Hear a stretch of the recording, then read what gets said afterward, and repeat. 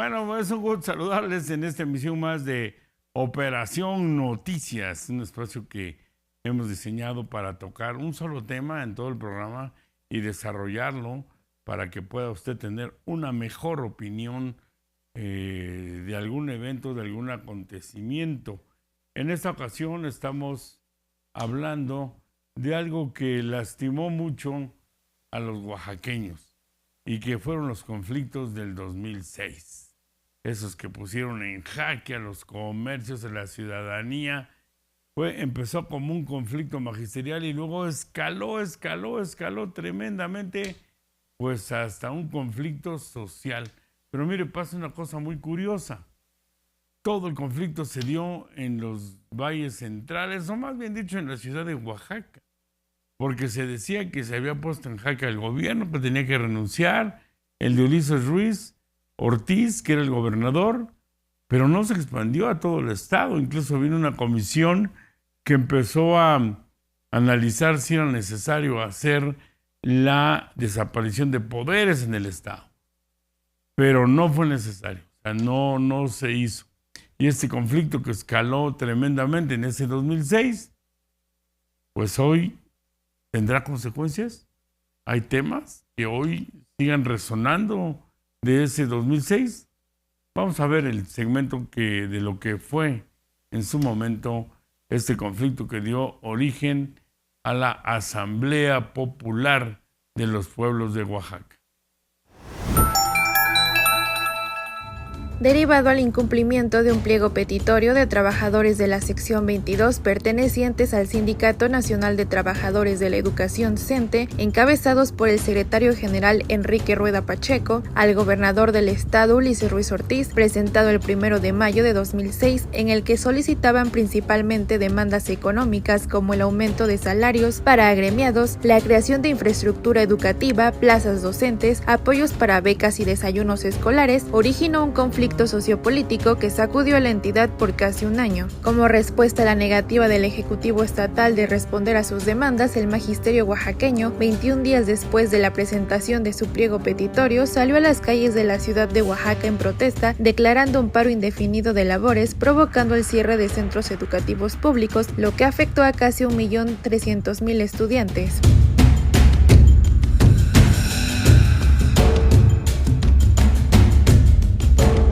En medio de esta huelga, el asesinato del líder del Partido de la Revolución Democrática, PRD, y dirigente de la Red Internacional de Indígenas Inmigrantes Oaxaqueños, Moisés Cruz, causó indignación entre organizaciones sociales que acusaban el incremento de crímenes a causas de razones sociopolíticas, y esto derivó a que diversas organizaciones se unieran al plantón instalado en el centro histórico de la capital, iniciando una serie de movilizaciones como el bloqueo a los accesos al Aeropuerto Internacional de Oaxaca el 1 de junio y la primera megamarcha con la participación de más de 80,000 personas en contra del gobierno de Ulises Ruiz el 2 de junio, lo cual, entre el emplazamiento a retirar el plantón por parte de Ruiz Ortiz por las exigencias de la ciudadanía y comerciantes afectados y el rechazo a este ultimátum por el movimiento, desencadenó la orden de desalojo del plantón en el zócalo de la ciudad y calles aledañas.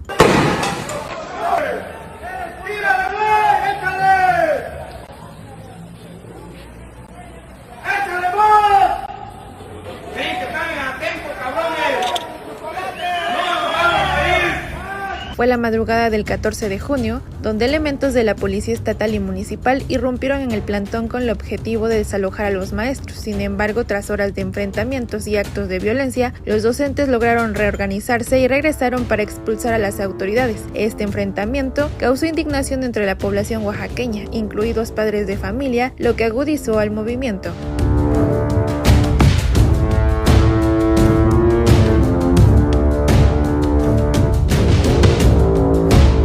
Fue así que tras el fallido desalojo, días después, el 17 de junio, como respuesta a la represión policial por la unificación de 365 organizaciones sociales, incluidos sindicatos y ayuntamientos populares, se fundó la Asamblea Popular de los Pueblos de Oaxaca, APO, con la demanda de destitución de Ulises Ruiz Ortiz del gobierno oaxaqueño. La APO tuvo participación en las actividades de los meses posteriores, en el voto del castigo al PRI y el PAN en las elecciones federales, la toma de instalaciones de medios de comunicación del gobierno estatal, retenes y y barricadas en los accesos de la ciudad de Oaxaca de Juárez, hasta trascender al ámbito nacional cuando se efectuó la marcha caminata por la dignidad de los pueblos de Oaxaca en la Ciudad de México. Así, en los puntos álgidos de este conflicto, la APO y la sección 22 consensuaban el destino del movimiento, como el 26 de octubre, en el que tentativamente se reanudarían las clases después de casi 6 meses. Sin embargo, esto no se concretó debido al grado de violencia que se vivía en las manifestaciones en Oaxaca. Después del ingreso de la Policía Federal Preventiva al Estado en octubre 29, hecho marcado como el más violento del movimiento, con el reporte de 17 personas asesinadas y la detención de 40 militantes, de acuerdo con reportes de la APO, en noviembre una serie de situaciones enmarcadas por la fuerza de la PFP debilitó la intensidad del movimiento por medio de aprehensiones de dirigentes y simpatizantes, como las de los hermanos Flavio, Horacio e Ignacio Sosa y Marcelino Coache. El movimiento se caracterizó por un amplio repertorio de acciones desarrolladas durante 8 meses, como el bloqueo de carreteras y la toma de calles del centro histórico. La ocupación del zócalo de la ciudad y sus calles adyacentes ocasionó que la capital de Oaxaca se convirtiera en un espacio tomado, con consecuencias tales como la dificultad de operar del comercio, del turismo, del funcionamiento de las oficinas públicas, afectando a la ciudadanía oaxaqueña.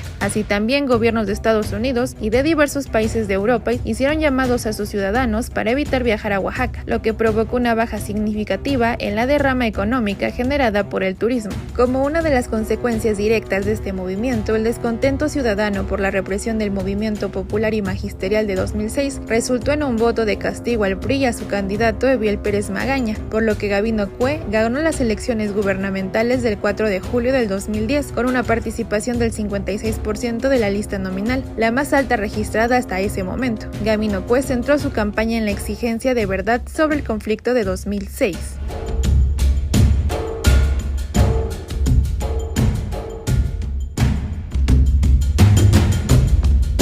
Informó Julia Vallarta. Bueno, pues Ulises ya cayó, era el grito, era la consigna. Cuando estaban todos estos paros, ¿sí se acuerda usted si es de Oaxaca y estuvo aquí? A mí me agarró un cierre que hicieron allá por el Chedraui del periférico y cerraron y no dejaron pasar, pero ni a las hormigas. Tuvimos que regresar, nos íbamos en un carro y ese era el grito. Y se acercó un maestro y me dijo, ya cayó, Ulises, ya cayó. Me dijo como diciendo, ya es un hecho. Y Ulises no cayó en ese momento, a pesar de que hubo un intento de desconocerlo y de hacer una desaparición de poderes, en donde se dice que Bulmaro Orrito Salinas, que era presidente de la Gran Comisión, el marco de respeto, tenía toda la intención, y pues esta es la noticia que... de poder, toda la intención de que se destituyera a Ulises para él quedarse en su lugar. Al final no se destituyó. Y todo eso que decían que Ulises ya cayó y no había caído, sí cayó. Porque cayó cuando vino la votación. Gabino Cue, Monteagudo, fue el gran ganador de ese conflicto. Se montó en el movimiento, incluso su eslogan de presentación iba a ser algo de pero de paz y progreso de Oaxaca. Pero al final, como había rechazo por la ciudadanía de la APO, le cambió a Unidad por la Paz y Progreso de Oaxaca, UPO. Pero sí se montó del magisterio, sí lo apoyó Asael Santiago Chepi, que era el dirigente de la sección 22, y Ulises sí cayó, pero en el momento electoral. Y mire usted, 365 organizaciones se sumaron a la revuelta e hicieron de Oaxaca un tremendo caos. Pero la central, la principal, la que sostenía todo el movimiento, la columna vertebral, era la sección 22. Escuchemos. La Asamblea Popular del Pueblo de Oaxaca, APO, agrupó a decenas de organizaciones populares de todo tipo, sindicatos, organizaciones urbanas, estudiantiles y pueblos indígenas, por solo mencionar algunas. También organizaciones políticas como el Frente Popular Revolucionario, muy polémico por ser abiertamente estalinista, o el Comité en Defensa del Pueblo, CODEP, con presencia en varias regiones del estado y un discurso que promovía el poder popular. El Frente Popular Revolucionario era otra de las organizaciones que tuvo gran participación en el movimiento político social del 2006, donde con una gran militancia estuvo presente en diferentes puntos de la ciudad de Oaxaca. Asimismo, el Frente Amplio de Lucha Popular, FAL, estuvo inmerso en las diferentes movilizaciones magisteriales, apoyando a los maestros y combatiendo a las fuerzas públicas que intentaron reprimir al movimiento, informó Abisaí Canseco. Este conflicto que mire hoy al verlo y analizarlo a la distancia, si no lo puede uno creer, de lo tremendamente caótico que fueron esos momentos, esos días aquí para Oaxaca. Vamos a ir a una breve pausa y de regreso tenemos la narrativa de un ex agente de la Policía Ministerial que participó directamente en esos hechos. Bien, pues estamos en este recuento de lo que fueron esos momentos y cómo está hoy después de haber vivido ese tremendo conflicto donde estuvo también como dirigente Rueda Pacheco, el maestro Rueda Pacheco, a quien se le señala de haber recibido una fuertísima cantidad de dinero de parte del gobierno de Ulises Ruiz Ortiz para que él se desprendiera del movimiento, y se desprendió, y ahí quedó el señalamiento. Dicen que incluso se fue a vivir a Europa con todo ese dinero. Tuve la oportunidad de platicar con una persona que formó parte, y él desde el ángulo de la autoridad, de la policía, que combatieron este levantamiento. Vamos a escuchar. Todo empezó con la marcha de mayo 15 del 2006 y para el 10 de junio de ese mismo año ya se estaba planeando un posible desalojo, ya que los maestros estaban en todo lo que es el primer cuadro de la ciudad y empezaban a hacer bloqueos en los accesos de la misma, provocando un caos. En aquel entonces el gobernador Ulises Ruiz Ortiz y Jorge Franco Vargas, el secretario general de gobierno, eran los más interesados en que se les pusiera un estate quieto, como se mencionaba, para que aprendiera la sección 22 que no iba a ser como regularmente lo hacían. El operativo como tal da inicio alrededor de la 1 de la mañana, 12:30, 1 de la mañana del 14 de junio, en donde participaban policías estatales, la PAVIC, la entonces Policía Metropolitana, hoy Policía Municipal de Oaxaca de Juárez. Lo que a mí me toca es participar en la incursión que se hace al edificio del magisterio. Al arribar al edificio fue un recibimiento muy hostil. Hubo piedras, hubo palos, hubo detonaciones de arma de fuego que provenían del interior. Una vez que entramos al edificio, me toca estar en el piso donde está el auditorio, o estaba el auditorio. Había una serie de oficinas, de cubículos que fueron cateados uno a uno y pues encontraron mucha publicidad de temas subversivos, manuales de cómo se tendría que hacer una barricada para poder impedir el paso de un vehículo grande policial. También se encontraron armas de fuego de alto calibre, se encontraron armas hechizas, se encontraron también granadas hechizas que eran a base de tubos de PVC, con las tapas igual de PVC, pero en su interior contenían pólvora negra, contenían trozos de canicas, otras tenían tornillos y eran apretadas con mecate. Eso, pues si llegase a estallar, pues el daño podría ser un poco fuerte para quien recibiera esas, porque esos pedazos se volverían como proyectiles. Así fue, pues uno por uno, yo creo que habrán sido más de 300 personas hombres masculinos que bajaron uno por uno, y quienes estaban en positivo eran positivos a los documentos que se tenían o las fotografías, y había una corroboración inicial previa, llamarla así, por la rapidez del momento. Se separaban, se ponían aparte, se ponían bajo custodia. Nosotros teníamos muy claro el objetivo.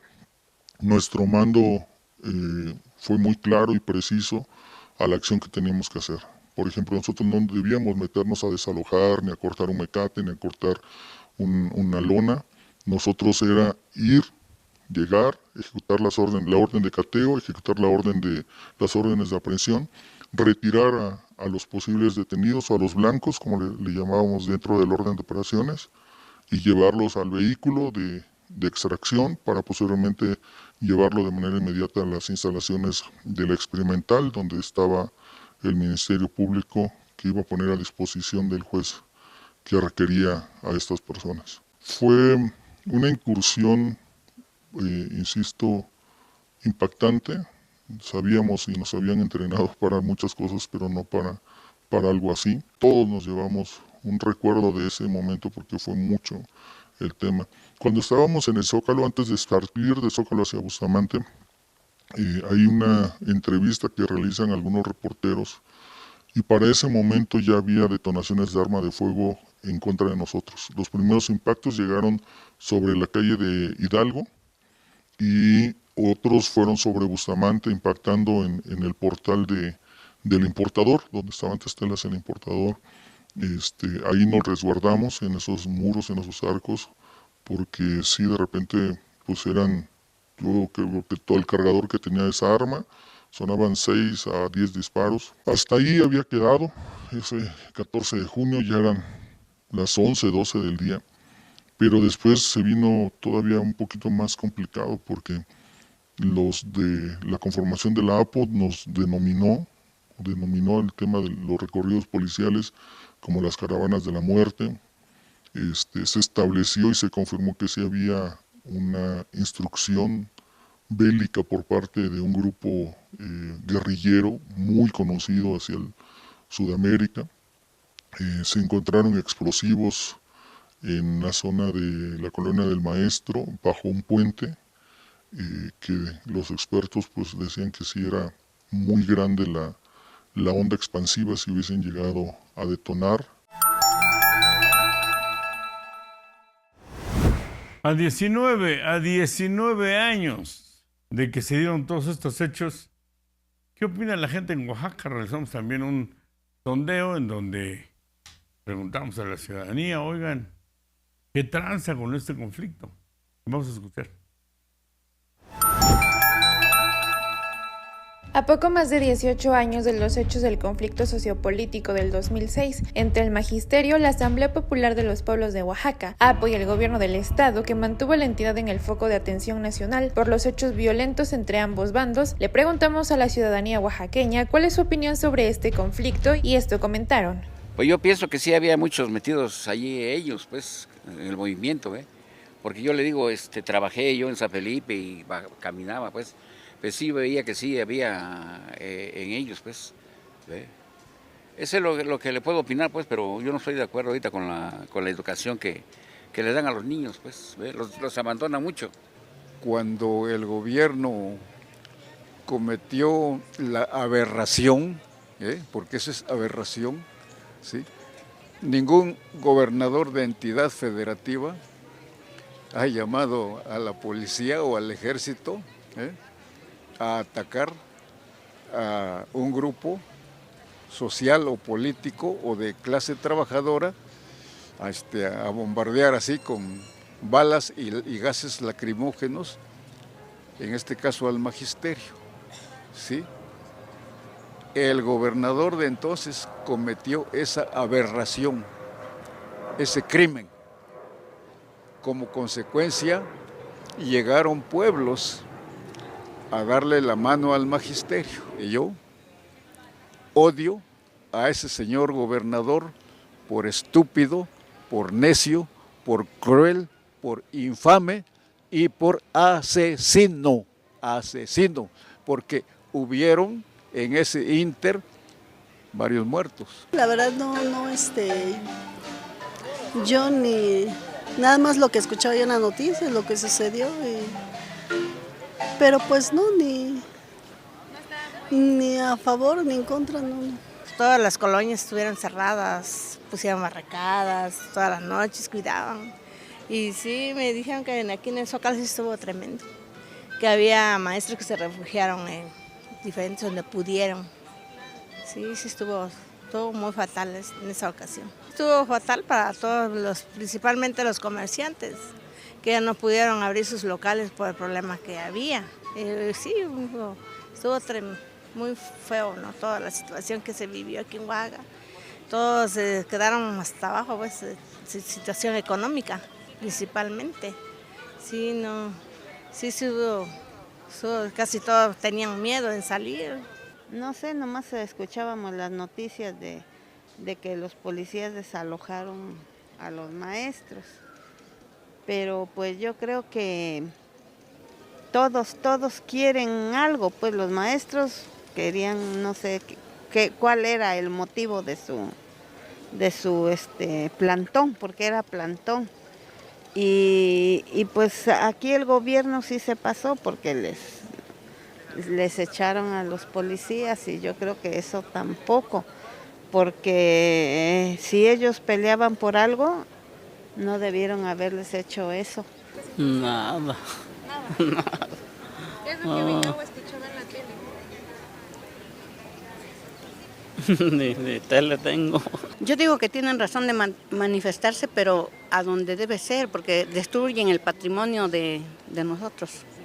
Y en primera, esos maestros no tienen llenadero toda la vida, tienen un pliego petitorio que no le cumplen uno y piden otro, y el gobierno lo acepta. Yo no estoy de acuerdo con eso, que los niños dejen de estudiar o la juventud deje de estudiar porque ellos tengan sus peticiones, que a veces esas peticiones, como dice ella, las pueden canalizar a lugares donde se las puedan resolver. Con sentarse aquí no es la solución y a tener los botaderos de basura y tener todo el cochinero aquí. Son irresponsabilidades por parte de ellos. Informó Julia Vallarta. Bueno, y efectivamente, como dice la señora, pues estas voces son las de la gente en la calle, ¿no? El esquema de los manifestantes de la sección 22 es movilización, negociación, movilización.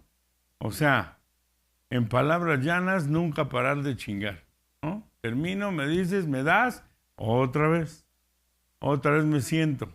Negocio, dale, ya me diste, me voy a la movilización otra vez. Es una cadena sin fin. ¿Por qué? Pues yo no sé, ¿no?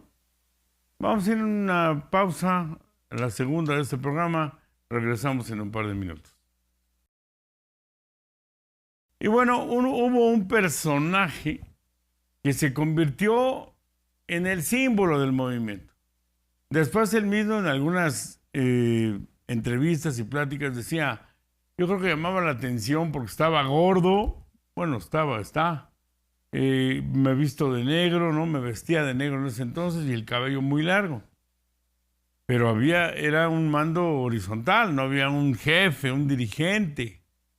Me refiero a Flavio Sosa Villavicencio, que de parte de un sector importante de la ciudadanía se ganó el repudio. No, que ese cabrón, como si él fuera el único responsable. Y en otro tanto, él logró colocarse como parte del movimiento. Esto es lo que dice a 18 años y medio, casi 19 de ese movimiento. Para Flavio Sosa Villavicencio, ex líder de la Asamblea Popular de los Pueblos de Oaxaca, APO, el movimiento social del 2006 fue una explosión social que surgió por el hartazgo de miles de oaxaqueños a un gobierno autoritario y corrupto como el que representó el sexenio de Ulises Ruiz Ortiz, pero sobre todo fue un despertar de conciencia, el cual marcaría el inicio del fin del Partido Revolucionario Institucional, que en ese entonces llevaba más de 70 años gobernando la entidad oaxaqueña. Yo creo que el movimiento del 2006 es un punto de encuentro. Por un lado es una explosión social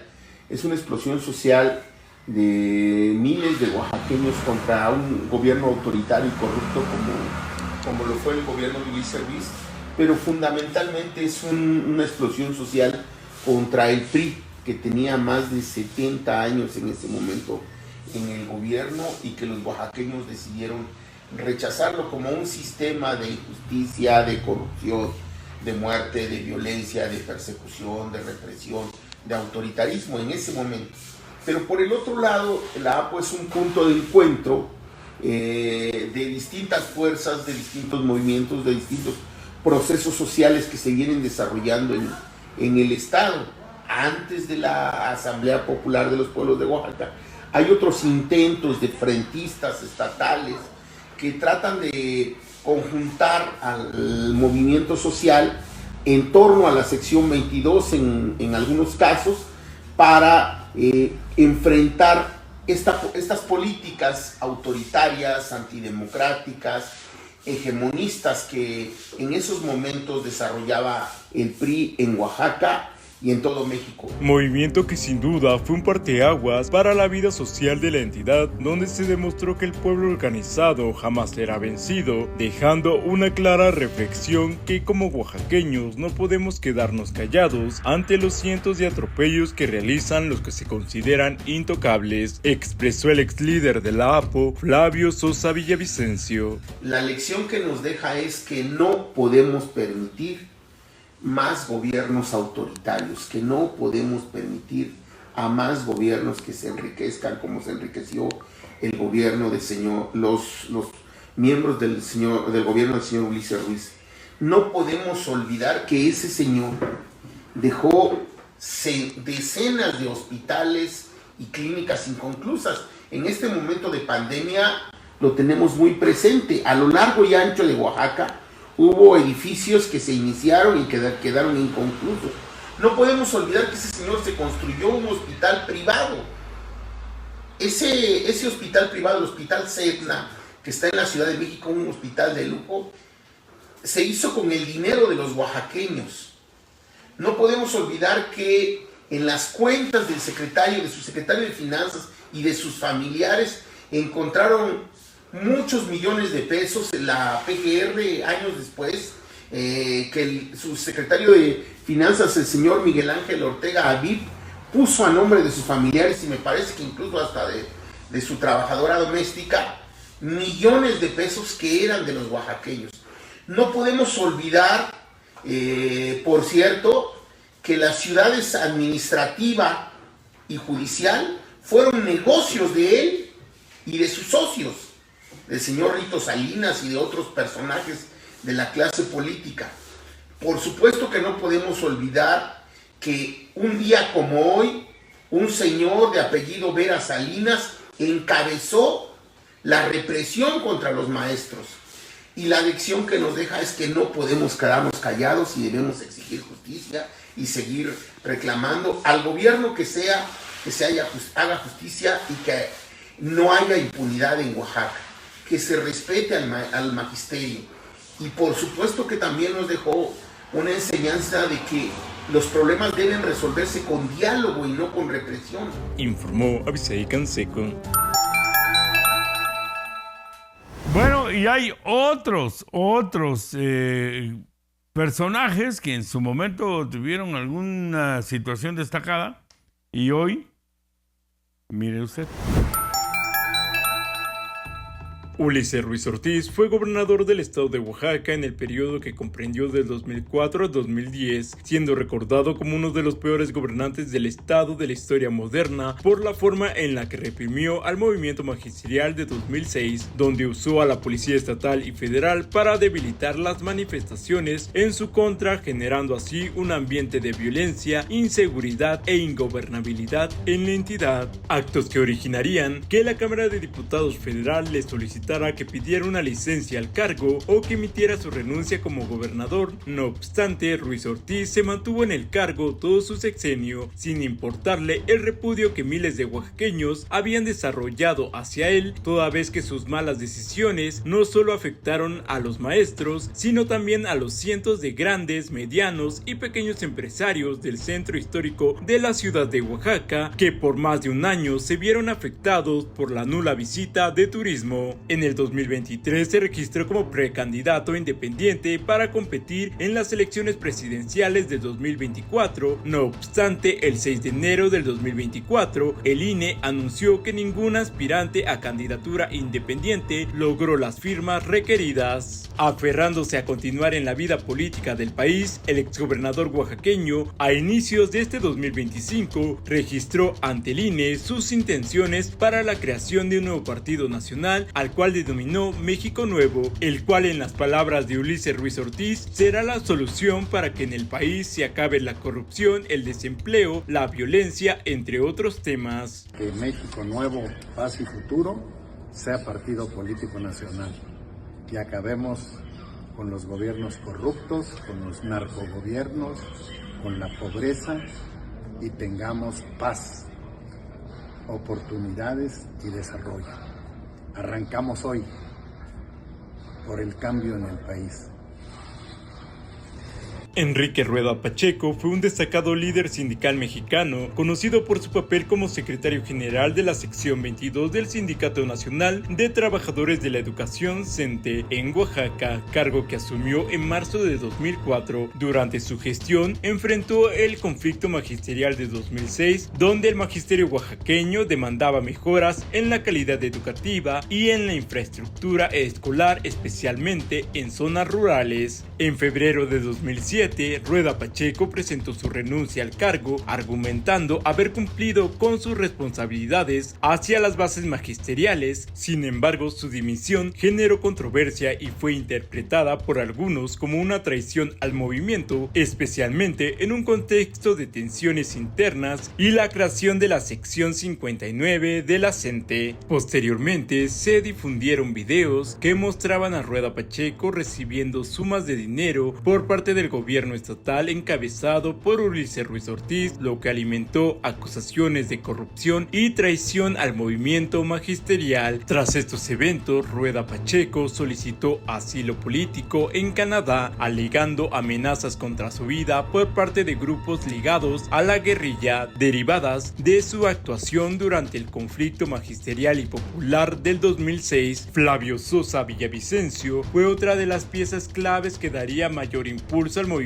magisterial de 2006, siendo uno de los fundadores de la Asamblea Popular de los Pueblos de Oaxaca, APO. Se convirtió en el principal defensor y estratega de las diferentes barricadas que mantenían bloqueadas las principales calles y avenidas de la capital oaxaqueña, el cual fue detenido el 4 de diciembre del 2006 tras acudir a una mesa de negociación con la Secretaría de Gobernación en la Ciudad de México, acusado de diversos delitos, entre ellos secuestro, lesiones y despojo agravado. Fue recluido en un penal de máxima seguridad. No obstante, a 1 año y medio de su detención fue declarado inocente de todos los delitos y liberado. En la actual administración estatal que encabeza el ingeniero Salomón Jara Cruz, Flavio Sosa en un primer instante fue designado como encargado de la jefatura de gabinete, luego de que José Antonio Rueda Márquez pidiera licencia por 70 días. No obstante, ante la desaparición de esta figura en enero del 2024, en diciembre de ese mismo año fue nombrado secretario de las Culturas y Artes de Oaxaca, cargo en el que permanece actualmente.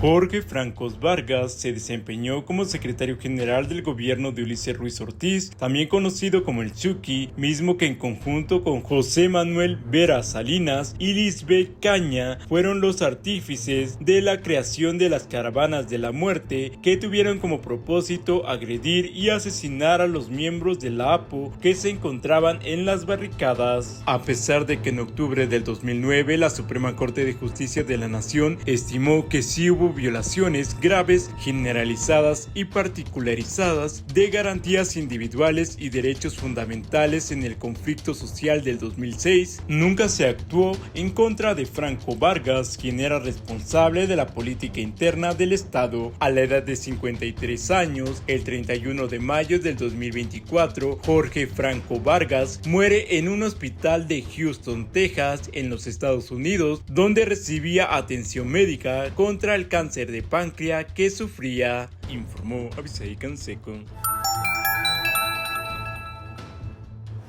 Bueno, Jenny Araceli Pérez Martínez es actualmente la dirigente de la sección 22. Por primera vez, una mujer está al frente de esta gremial magisterial. Esto opina hoy a la distancia, a 19 años, 18 y medio, de lo que fue ese conflicto en el 2006. Tras 18 años del conflicto magisterial de Oaxaca en 2006, donde surgió el movimiento de rebelión, la APO, Asamblea Popular de los Pueblos de Oaxaca, por la unión de organizaciones sociales, políticas, ayuntamientos populares y sindicatos que estaban en contra del gobierno estatal, encabezado por Ulises Ruiz Ortiz, a quien señalaban de autoritarismo por la represión policial y corrupción, el movimiento magisterial actual, representado por la sección 22 y su secretaria general actual, Jenny Araceli Pérez Martínez, han señalado que el movimiento del 2006 marcó la historia de la lucha social y magisterial en Oaxaca, sin embargo, también de impunidad. Pero que al final era una sola lucha. Lo que hay que caracterizar del 2006, como ya lo decía el compañero Jorge, es que marca la historia de la lucha social y magisterial en nuestro estado. 2006 tiene que ser y ha sido un hecho histórico en nuestro estado que también se reflejó en nuestro país, pero incluso a nivel internacional. Los que seguimos aquí no nos cansamos. Los que seguimos aquí salimos nuevamente a las calles. 18 años han pasado y en efecto, pues los responsables están libres.